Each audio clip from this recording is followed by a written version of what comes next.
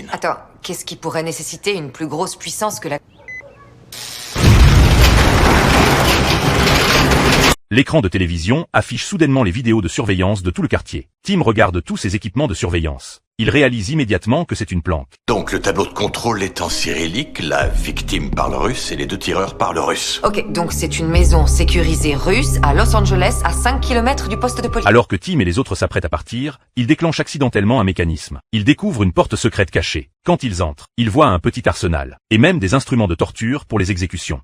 On dirait qu'ils ont torturé la fille avant qu'elle s'échappe. Grâce aux documents détruits, Tim est encore plus certain que c'est la cachette d'un espion. Soudain Nolan se souvient que lors d'une patrouille dans le quartier, il a rencontré une femme en état de confusion, comme si elle avait subi des tortures. Alors que Nolan s'apprête à emmener la femme au commissariat, un homme prétendant être son mari veut la ramener chez eux. Au moment où Nolan veut vérifier son identité, l'homme sort immédiatement une arme et attaque Nolan.